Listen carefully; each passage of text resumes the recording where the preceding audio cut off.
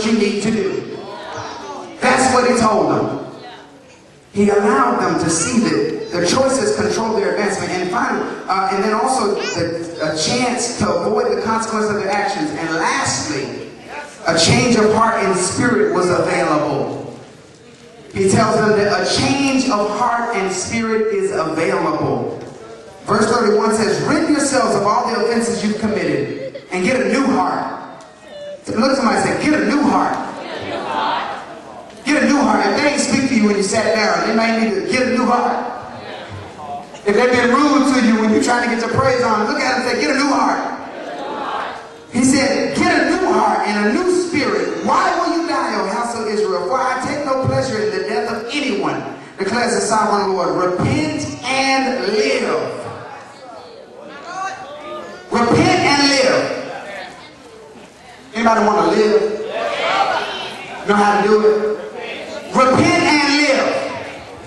Anybody want to be around for a long time? You know one way you could possibly do it? Repent and live. Anybody got some consequences they need to get out of? Consequences you need to avoid? You know how easy way to do it? Repent and live. He says repent and live. Notice that God told them that they could get a new heart and a new spirit. Now why was this important? Why was it so important to say you can get a new heart and a new spirit? I believe this was important because many of the decisions we make are out of our heart and our spirit. Many of the decisions are out of our heart. You probably would have left that little boyfriend or girlfriend alone if they didn't have the heart. You could have forgiven that parent for not supporting you the way you wanted them to if their failure to do so hadn't broken your heart. Your heart. You probably could move past those terrible things that you've experienced in your life if they hadn't crushed your heart. Anybody ever been disappointed over and over and over and over and over again? That thing can seep down into your heart, but I'm so glad that God tells them that you can get a new heart. Because if you make decisions out of that broken heart, you're going to make bad decisions. I've got to give you a new heart so you can make new decisions.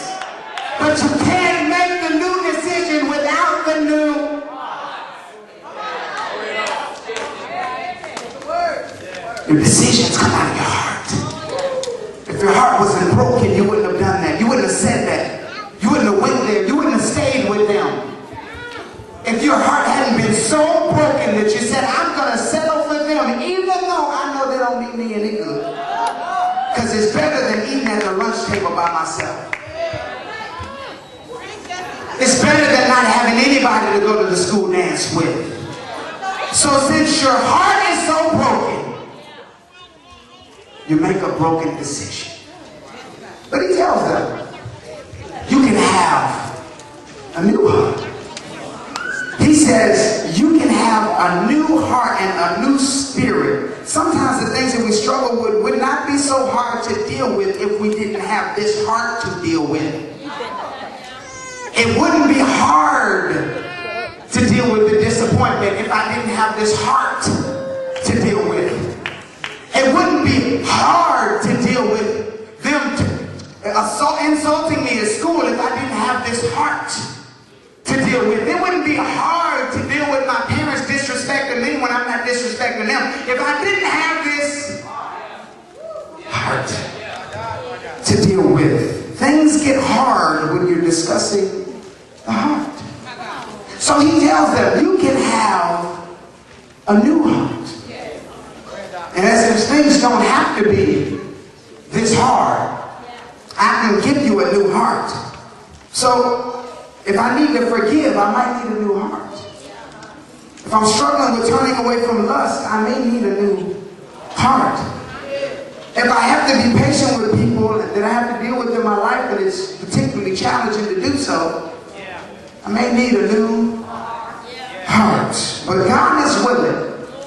And God is able to give a new heart. He can transform the heart because he'd rather see you press on than see you stop short. He'd rather see you keep pressing. So he'll stand back and keep blessing. He'd rather see you keep pressing.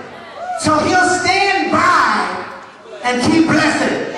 He'll bless you with another opportunity to say, I'm sorry. He'll bless you with another chance to make a better decision. Because he'd rather see you keep pressing. So instead of destroying us and giving us the consequences, he keeps blessing. He keeps blessing. God promises people that if they would turn from these things, if they would turn from all of these decisions, if they would turn from what they were doing wrong, they'd receive a new heart and a new spirit. If you're willing to stop if they were willing to stop what they had been doing in the past, God was willing to strengthen them for a better future. They're willing to stop. That's the question. Are you willing to